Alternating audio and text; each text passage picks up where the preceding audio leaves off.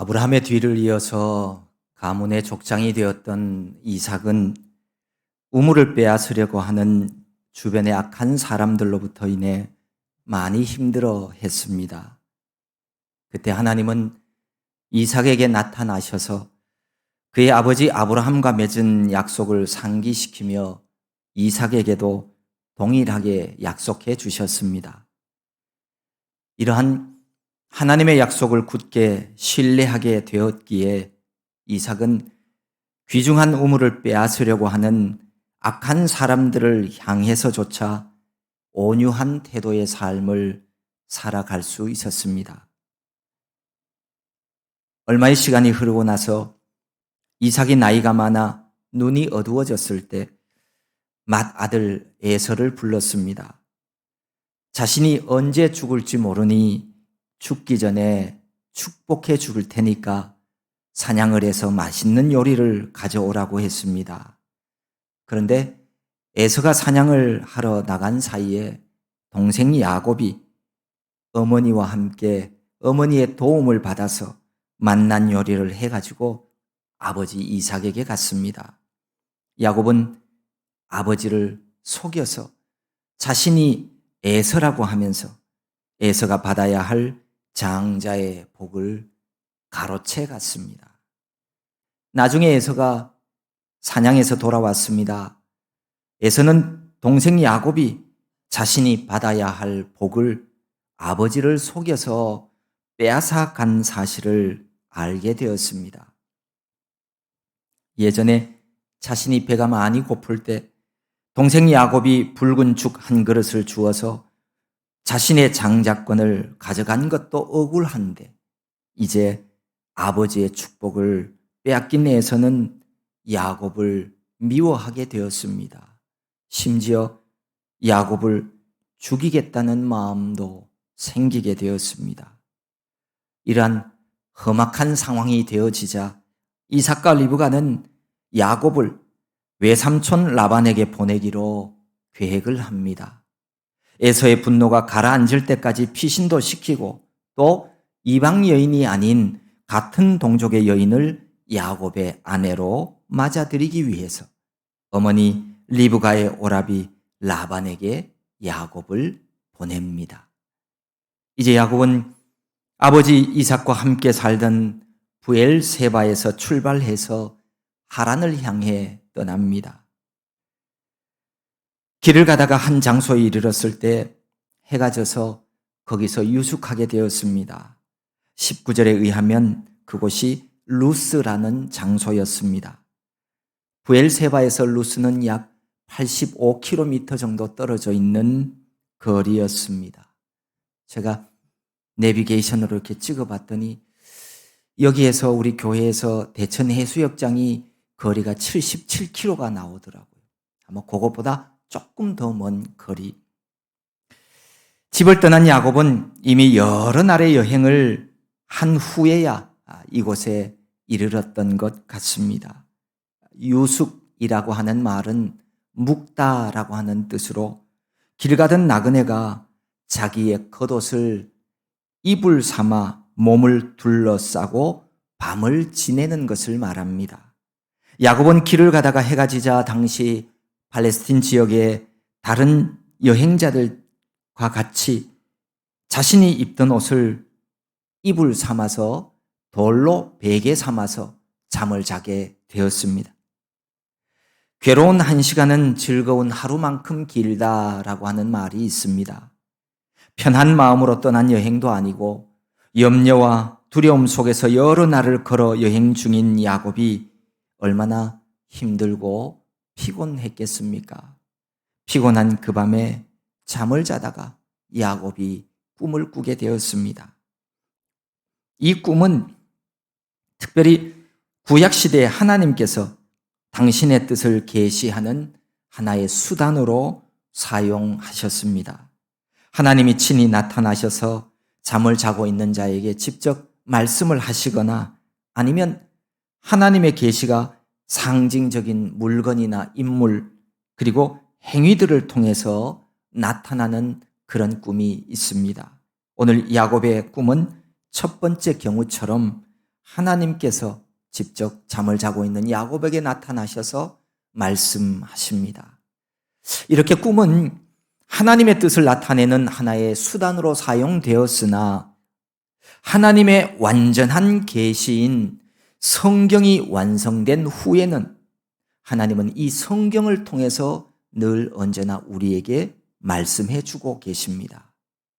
구약시대처럼 꿈의 중요성이 적어지기는 했지만 물론 지금도 꿈을 통해 하나님이 말씀하시기도 합니다. 사다리 하나가 세워져 있는데 그 꼭대기 끝이 하늘에 다 있었습니다. 그리고 그 사다리를 통해서 천사들이 오르락 내리락 하고 있었습니다. 천사들이 사닥다리를 오르내리는 것은 택한 백성들의 간구를 하나님께 올려 가져가고 하나님의 도우심과 보호하심을 사람들에게 내려다 주는 그 천사의 역할을 표현한 것으로 보여집니다. 어쩌면 그 사닥다리는 외롭고 처량한 신세로 두려움 속에 잠겨 있는 무기력한 야곱이 누워 있는 바로 그곳, 그 마음 속에 우뚝 서 있는지도 모릅니다. 야곱이 그 위를 보니까 하나님께서 서서 말씀하는 소리가 들렸습니다. 나는 내 할아버지 아브라함의 하나님, 이삭의 하나님 여호와다. 내가 너와 내 자손에게 내가 지금 자고 있는 땅을 줄 것이다. 내 자손은 땅의 티끌처럼 많아져서 동서남북 사방으로 퍼지며 땅 위의 모든 민족들이 너와 내 자손을 통해 복을 받을 것이다. 나는 너와 함께하고 내가 어디로 가든지 너를 지켜줄 것이다. 그리고 너를 다시 이 땅으로 데려오리니 내가 너에게 약속한 것을 다 이루어 주기까지 너를 떠나지 않을 것이다. 지금 분노한 형 에서를 피해서 외롭게 도망가고 있는 이 순간 야곱에게 있어서 이보다도 절실하고 든든한 약속은 없습니다. 내가 너를 떠나지 아니하리라. 하나님이 동행하시고 하나님이 보호해 주시겠다는 약속입니다. 이런 약속은 모세가 죽은 후에 새로운 지도자 여호수아에게 주신 약속이요, 다윗이 죽은 후에 어린 솔로몬에게 하나님이 주신 약속의 말씀입니다. 또한 예수님께서 승천하시기 전 사랑하는 제자들에게 주어진 약속이기도 합니다. 하나님이 우리와 함께 하시고 나와 함께 하신다는 말씀보다 정말 그것보다 더 귀하고 값진 것이 우리 성도들에게 또 무엇이 있겠습니까? 예수님은 요한복음 14장에서 이렇게 말씀하십니다. 너희는 마음에 근심하지 말라. 하나님을 믿으니 또 나를 믿으라. 그러시면서 우리 모두에게 이런 말씀도 하셨죠. 내가 아버지께 구하겠으니 그가 또 다른 보혜사를 너희에게 주사 영원토록 너희와 함께 있게 하리니. 영원토록 우리와 함께 있겠다는 우리 주님의 약속은 오늘 우리가 살아가는 우리 시대에 성령님을 통해서 그리스도께서 모든 성도 안에 내주하심으로써 이루어지고 있습니다. 술 취하지 말라. 이는 방탕한 것이니 오직 성령으로 충만함을 받으라 하신 말씀대로 성령으로 충만한 성도들은 언제나 우리 주님과 함께하는 삶을 살아가고 있습니다. 보혜사 성령님으로 충만한 성도들은 나와 함께 하시사 나와 함께 기뻐하시고 내 마음을 만져주시고 위로해 주시는, 세상 끝날까지 함께해 주시는 우리 주님의 큰 사랑을 날마다 경험하며 살아갑니다. 이 땅 위에서 순례자요 나그네로서의 삶을 사는 모든 사람은 외로움과 두려움 그리고 불안한 마음을 가지고 살아가고 있습니다. 하지만 이 모든 것을 해결해 주시는 우리 주 예수 그리스도가 계시기에 우리는 오늘도 기뻐하고 즐거워하며 살아갈 수 있습니다. 아직도 인생의 근심과 걱정과 염려와 인생의 목마름과 가람으로 인해서 힘들고 어려워하는 사람이 있다면 예수 그리스도 그분을 믿어보십시오. 남들 눈치 보지 말고 남들에게 믿는 척 하려고 하지 말고 진짜로 그분을 예수 그리스도를 내 삶의 주인으로 섬길 수 있기를 바랍니다. 아무리 그럴듯하게 호박에다가 수박 무늬를 그려 넣어도요, 그건 수박이 될 수 없습니다. 그거는 호박입니다. 진짜 수박이 되려면 속이 바뀌어야 돼. 속이 달라야죠. 속이 변해야 되는 겁니다. 속 사람이 변해야 그가 진짜 그리스도인이 되는 겁니다. 내가 어디를 가든 나와 동행해 주시고 지켜주시고 보호해 주시려고 나를 떠나지 아니하시는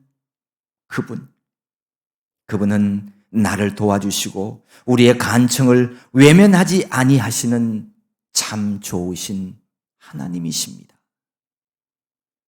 세상 모든 친구가 나를 떠나도 세상 모두가 다 나를 버려도 언제나 오직 한 분, 그분은 나를 떠나지 않습니다.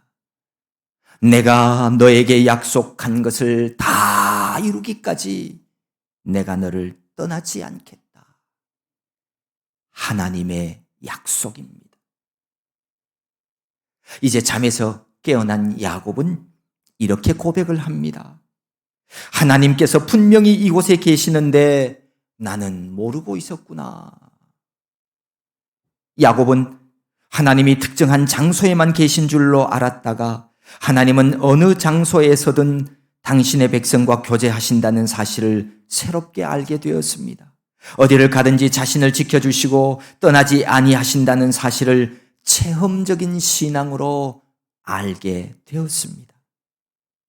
어떤 사람은 하나님을 믿는다고는 하는데 그 하나님이 이 예배당에만 계신 줄 알아요. 그래서 예배당에 오면 거룩한 것 같은데 예배당 밖을 나가면 하나님 없어. 하나님 없는 삶을 살아가는 이들도 있습니다. 아닙니다. 하나님은 그의 백성들을 떠나지 않습니다. 내가 홀로 앉아 있을 때에도, 운전대를 잡고 먼 길을 갈 때에도, 내가 힘들고 슬플 때에도 우리 주님은 나와 함께 하십니다. 내가 기뻐 춤출 때에도 나와 함께 하시며 오히려 나보다도 더 즐거워하고 더 기뻐하시는 분, 그분이 바로 하나님 아버지십니다. 인생길을 걸어가다가 문득 찾아오는 외로움, 내 옆에 아무도 없는 두려움이 생길 때 하나님 아버지의 이름을 불러보십시오. 하나님은 전능하신 손으로 부르는 자의 손을 붙잡아 주십니다. 그분이 사랑의 하나님이요, 그분이 좋으신 하나님이십니다. 시골집에 놀러 온 어떤 엄마와 초등학생 딸이 있었습니다.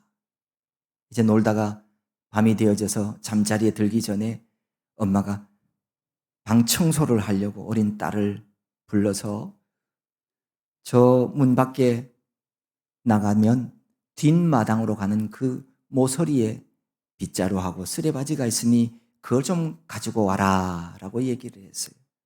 그 어린 딸이 네 하고 대답을 하고 문을 덜컹 열었어요. 근데 문을 열고 보니까 어느새 어둠이 내려앉아서 문 밖이 깜깜한 거예요. 너무 무서운 마음이 들었어요.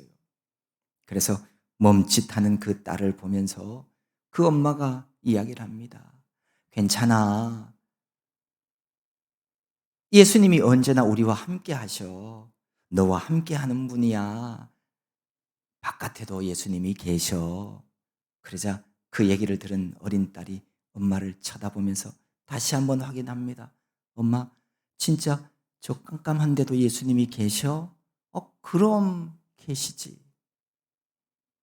마음의 위안을 얻은 그 딸이 다시 한번 방문을 열고 이렇게 얘기합니다.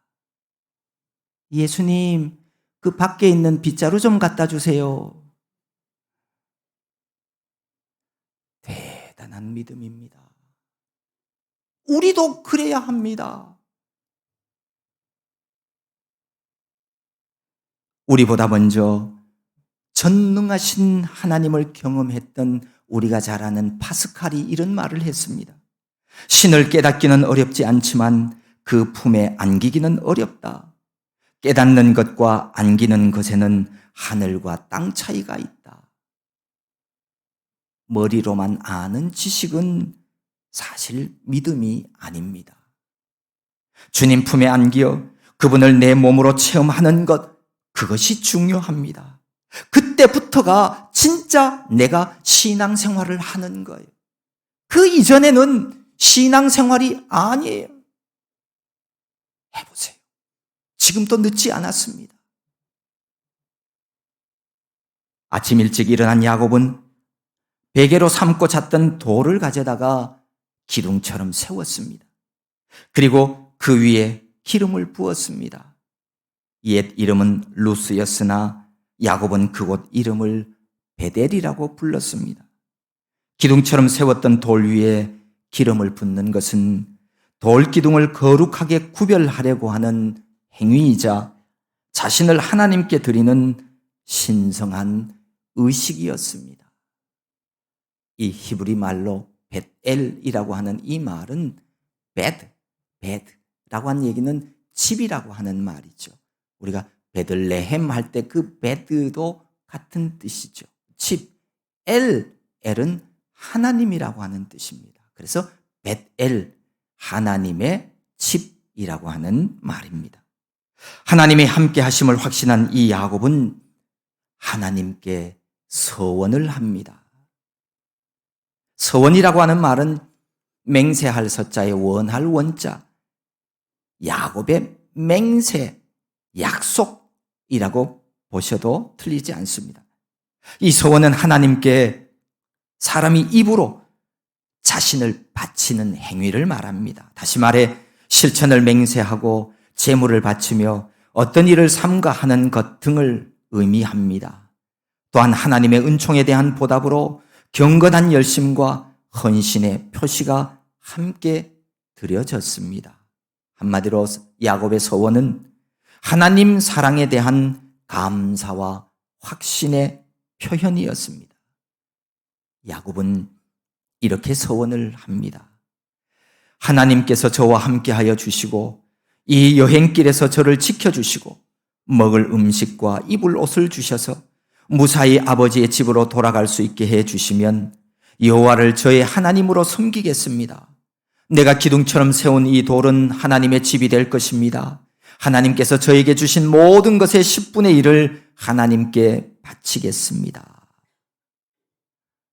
내가 너에게 허락한 것을 다 이루기까지 너를 떠나지 아니하리라 하신 하나님의 말씀을 야곱은 확신하였기에 이 여행길에서 지켜주시고 먹을 음식과 입을 옷도 달라고 구체적으로 그리고 실제적인 기도를 하고 있습니다.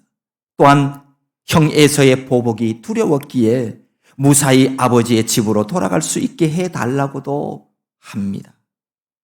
야곱은 여호와를 자기의 하나님으로 모시고 평생 섬기며 살겠노라고 고백을 합니다. 그리고 이 돌이 하나님의 집이 될 것이라는 말로 하나님을 경배하기 위해서 이곳에 제단을 쌓겠다는 뜻을 밝혔습니다. 야곱은 나중에 외삼촌 라반의 집에서 살다가 이제 아버지의 집으로 다시 돌아오는 길에 정말로 자신이 한 이 서원을 갚았습니다. 제단을 쌓고 하나님 앞에 예배했습니다. 따라서 이 베델은 하나님께서 그의 백성에게 임재하심을 뜻하는 기념처소와 더불어서 하나님께 대한 영적 예배의 장소를 상징하고 있는 곳입니다. 그래서 베델베델 하는 겁니다. 사도 바울은 이런 역사적인 사건을 교회와 연관지어서 이 집은 살아계신 하나님의 교회와 진리의 기둥과 터라고 디모데전서에서 묘사하고 있습니다. 이제 야곱은 또한 모든 것의 10분의 1을 하나님께 바치겠다는 서원도 합니다. 11조는 예나 지금이나 자신에게 속한 모든 것이 하나님께로부터 왔다는 겸허한 신앙의 고백입니다. 물론 야곱의 이 11조 서원은 믿음의 조상이자 할아버지인 아브라함의 믿음을 이어받은 것이 분명합니다. 아브라함도 10분의 1을 하나님께 바쳤습니다. 적어도 10분의 1을 하나님께 드릴 줄 아는 믿음을 가진 사람은 내게 있는 물질을 아무렇게나 사용하지 않습니다. 죄 짓는 일에 사용하지 않습니다. 이웃을 위해 사용할 줄도 알고 하나님이 기뻐하시는 곳에 사용하는 바로 물질에 대한 청지기로서의 생활을 바르게 하는 사람입니다. 우리 교회도 다른 교회들처럼 직분자를 세울 때 적어도 11조 신앙을 가진 사람을 교회의 일꾼으로 세우고 있습니다. 그만큼 신앙생활에 있어서 중요한 신앙 행위임에 틀림이 없습니다. 참 믿음을 가진 사람은 대부분 다 11조 생활을 잘하고 있습니다. 야곱도 이 신앙생활을 몸소 실천한 행함이 있는 믿음을 가진 사람이었습니다. 혹시나 여러분들 중에 물질로 인한 어려움을 자주 겪고 있다면 반드시 올바른 11조 생활을 하십시오. 하나님의 것을 도적질하고 하나님 앞에 복받을 수 있는 사람은 없습니다. 성경 말라기에 보면 11조를 통해서 하나님이 복 주시는지 안 주시는지 시험해 보라 라고 말씀합니다. 여기 여러분 모두가 다 하나님께 복받는 삶을 살아가기를 진심으로 바랍니다. 저 북아메리카에 거주하던 인디언 체로키족은 독특한 성인식을 치르고 있다고 합니다. 어릴 때부터 사냥과 정찰 등의 기술들을 배우다가 장성하면 부족의 전통에 따라서 성인식을 치르게 됩니다. 아버지는 아들의 눈을 가리고 깊은 숲속으로 데리고 갑니다. 그리고 아들을 그 숲속에 홀로 남겨둡니다. 소녀는 낯선 숲속에서 혼자 밤을 지새워야 합니다. 어디인지도 모르고 아무것도 볼 수 없으니 얼마나 겁에 질렸겠습니까? 바람 소리조차 무섭게 들려오는데 밤중에 들리는 짐승의 울음소리는 더욱 공포스럽고 무섭게 들립니다. 하지만 소녀는 이를 악물고 그 공포를 이겨내어야만 합니다. 그래야 부족 사람들로부터 어른으로 인정받을 수 있기 때문입니다. 두려움의 시간이 지나 어둠이 서서히 걷히게 되고 아침 햇살이 비치게 되어질 때 바로 그때서야 소녀는 눈 가리개를 벗고 자기가 있는 그 주변을 살펴볼 수 있다고 합니다. 바로 그때 주변을 살피다가 멀지 않는 숲속에 누군가가 거기서 자기를 쳐다보고 있는 사람이 있다는 사실을 알게 되어집니다. 그곳에는 소년의 아버지가 손에 활을 잡고 자신을 밤새 지키고 있음을 보게 됩니다. 아버지는 두려움에 떨고 있는 아들의 생명과 안전을 위해서 아들과 함께 긴 밤을 지새우고 있었습니다. 이 소년의 아버지처럼 우리와 함께 하시며 지켜주시고 동행해 주시는 분이 계십니다. 그분이 바로 하나님이십니다. 이 아버지는 성인의식에 하룻밤만 뜬 눈으로 함께 하시지만 졸지도 주무시지도 아니하시고 우리 일생 다 하도록 함께 하시는 분은 하나님이십니다. 많은 사람들이 물질적인 풍요와 많은 소유를 행복의 조건으로 생각하고 있지만 사실은 그렇지 않습니다. 구약 성경 전도서 3장 11절은 이렇게 말씀합니다. 하나님이 모든 것을 지으시되 때를 따라 아름답게 하셨고 또 사람들에게는 영원을 사모하는 마음을 주셨느니라. 신이 인간을 창조하실 때 우리 인간에게 주신 영원을 사모하는 마음이 있습니다. 이 마음은 돈이나 재물이나 배부름으로 인해서 채워지거나 만족함을 얻을 수 있는 것이 아닙니다. 사람이 개, 돼지, 고양이 이런 짐승이나 동물과 다른 가장 큰 차이점은 사람은 영적인 존재라고 하는 사실입니다. 그래서 사람은 영의 활동이 필요하고 영의 양식이 필요합니다. 영이 살기 위해서 말입니다. 그리고 영이 살아야 영생을 얻습니다. 그래서 지금으로부터 2023년 전 유대 땅 베들레헴에 탄생하신 예수님께서 이렇게 말씀하셨습니다. 사람이 떡으로만 살 것이 아니요 하나님의 입으로부터 나오는 모든 말씀으로 살 것이라. 하나님의 말씀인 성경이야말로 사람이 하나님의 형상 따라 지음받은 그 모양 그대로 사람답게 살아갈 수 있는 생명의 양식입니다.